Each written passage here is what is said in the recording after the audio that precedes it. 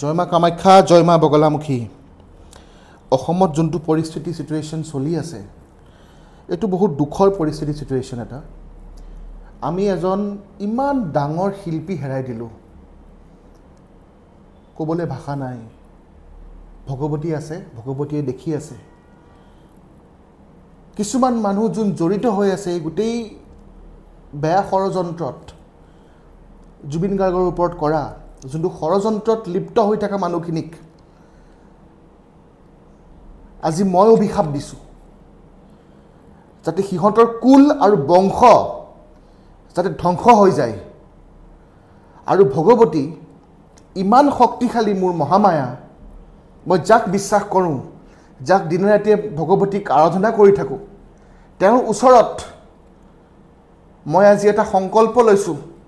অসমৰ ৰাইজকো মই আহ্বান জনাইছোঁ যাতে মোৰ লগত সংকল্প ভাগ লওক। অতি শীঘ্ৰে এখন মই বগলা পূজা কৰিম, আৰু উদ্দেশ্যটো হ'ব যে যোনে জুবিন গাৰ্গ দাদাৰ লগত এই কামবিলাক বেয়া কাম কৰিলে, যোনেই কৰিছে, সিহঁতৰ যাতে গোটেই বংশ পৰিয়াল ধ্বংস হৈ যাতে সিহঁতে মাটিত ঠেকেচি আহি পেলাই পৰে। আচলতে মই এজন তন্ত্ৰগুৰু হিচাপত এই কথাটো ক'ব নালাগিছিল, কিন্তু বহুত দুখত হে মই কৈছোঁ। কাৰণ অসাধু মানুহ আমাৰ বহুত বাঢ়ি গৈছে, বহুত অসাধু মানুহ বাঢ়ি গৈছে।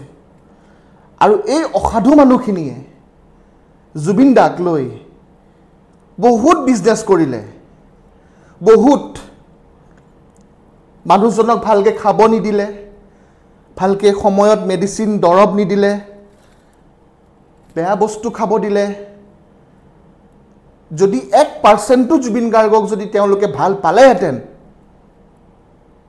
কেতিয়াও এইটো কাম নকৰিলেহেঁতেন। কাৰণ সঁচা ভালপোৱা বা সঁচা মৰম পইচাত নাথাকে কেতিয়াও। আৰু আজি এই ভগৱতী বিৰাজমান হৈ আছে। স্তম্ভন বিদ্যাৰ যোন অধিষ্ঠাত্ৰী দেৱী ভগৱতী বগলামুখী, তেওঁ অতি শীঘ্ৰে আচল ৰহস্য ফাদিল কৰিব। কাৰণ মোৰ একান্ত বিশ্বাস মা ভগৱতীৰ ওচৰত, মা কামাখ্যাৰ ওচৰত মোৰ একান্ত বিশ্বাস। আৰু এই বিশ্বাস মই জানো যে ভগৱতীয়ে কেতিয়াও আগতে ভাঙা নাই, আৰু কেতিয়াও ভগৱতীয়ে বিশ্বাস নাভাঙে। জুবিন গাৰ্গৰ হত্যাকাৰীয়ে অতি শীঘ্ৰে শাস্তি পাব। নমঃ প্ৰপদ্যে চৰণং দেৱীং শ্ৰী কামাখ্যাং সুৰেশ্বৰীম শিৱস্য দৈতাং শুদ্ধাং নমামি শ্ৰী বগলামুখীম। জয় মা কামাখ্যা, জয় মা বগলামুখী।